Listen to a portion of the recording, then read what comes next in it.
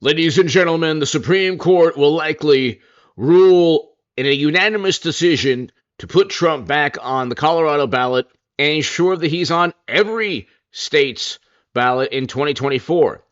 The reason is because, number one, he categorically, without a shadow of a doubt, did not work to overthrow the United States government. You'd have to be a complete imbecile to believe that a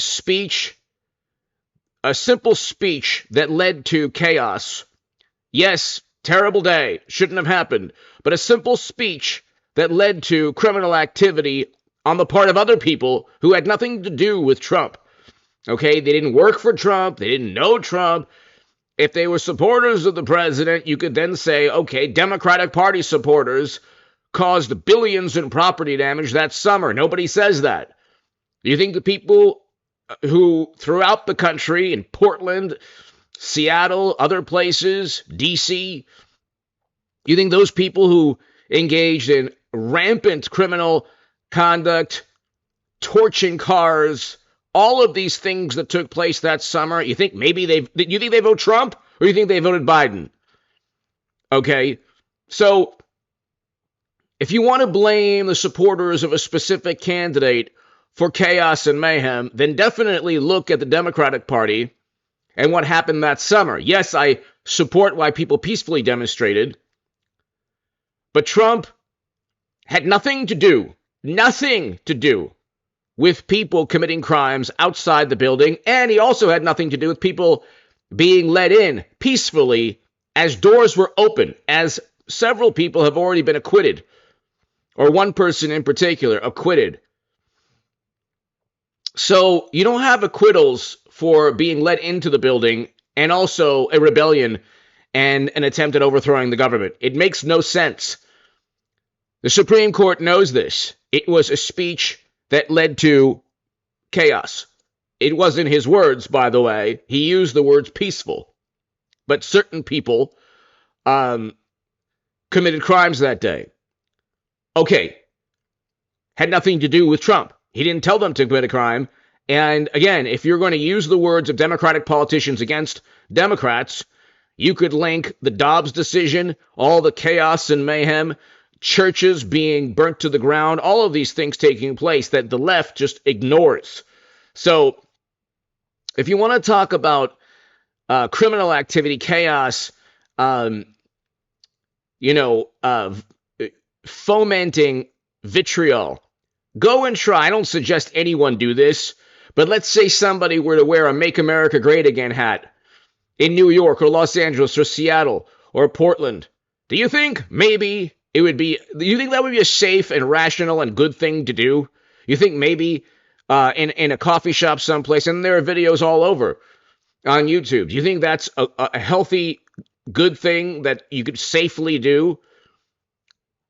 Hit subscribe to this channel right now, ladies and gentlemen. To read my writing on The Hill, The Huffington Post, Salon, The Jerusalem Post, The Federalist, other publications, go to hagoodman.com. Merry Christmas to everybody.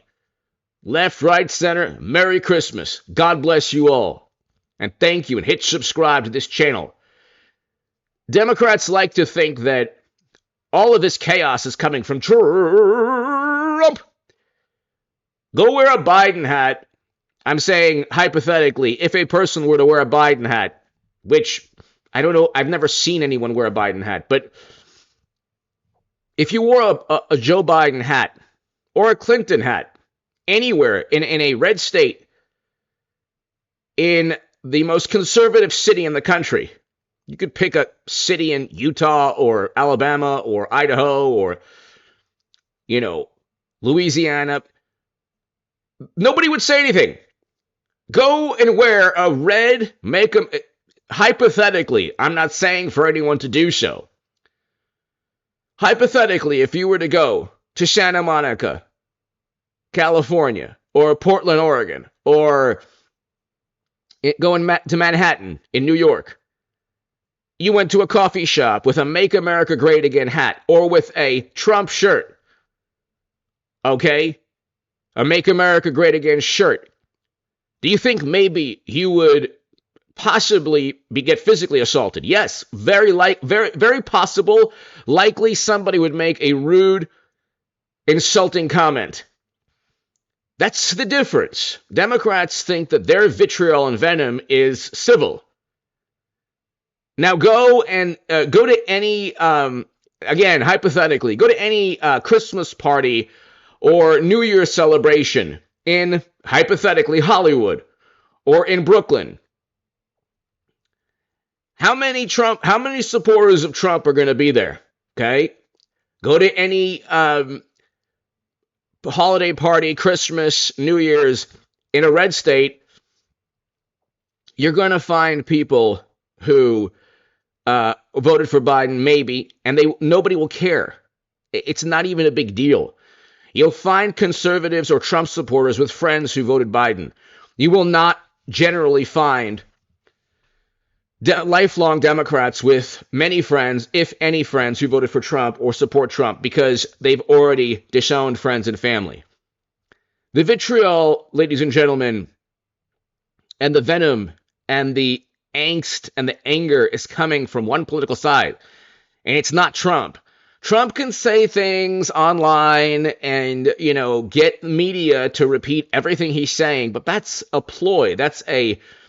He doesn't have the Washington Post, MSNBC, CNN, The Atlantic, Vanity Fair, Esquire, New Yorker, New York Magazine, he doesn't have a public relations, like I said, the New York Times, Washington Post. He doesn't have a public relations monstrosity. Jimmy Kimmel every night. All of those, that entire public relations monstrosity every single day is leveled towards him. He's been indicted 4 different times, 91 charges. He's still up over mashed potato brains. Want to know why? Because everything they're doing to Trump is completely absurd. And the Supreme Court justices, even the 3 liberal ones, know very well that it's all politics. You cannot remove somebody from the ballot because of a clause that's meant for a person who foments a rebellion. That was not a rebellion. That took place, unfortunately, every single day that summer. Furthermore, if you don't believe me, and you think this is all nonsense, the Daily Beast, another publication devoted to taking down Trump. Federal Bureau of Investigation has found no evidence Trump or allies organized Capitol mayhem, says report. Okay, there was no evidence that Trump or anyone around Trump organized any of the criminal activity. So you can't accuse him of fomenting a rebellion when he had nothing to do with the rebellion. And there wasn't a rebellion. If he had nothing to do with the criminal activity and things got out of hand, you could say, well, he didn't have good judgment, or it wasn't wise to have that protest or demonstration that day. But he did not do what Democrats accuse him of doing. That has been the case since day one. He was never an operative of the Kremlin. He did not foment a rebellion. He did not tell anyone to ingest any cleaning solutions. None of these things are true. He didn't say that the 1930s and 1940s Germans were good people that fateful day in 2017. None of these things were true. None of these things are true. They're either lies by omission at best, or overt, absurd leaps of logic that are categorical lies.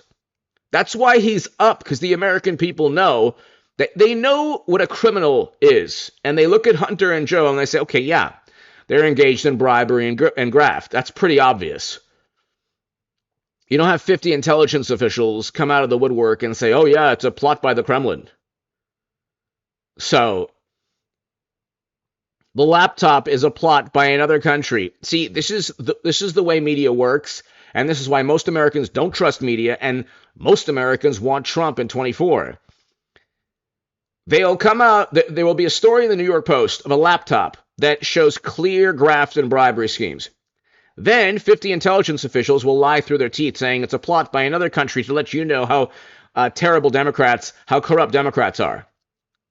Then you'll have Facebook and others pump hundreds of millions of dollars, and a candidate who couldn't even communicate, couldn't even win a contest for mayor anywhere in the world because he slurs his speech and can barely express himself, defeats Trump.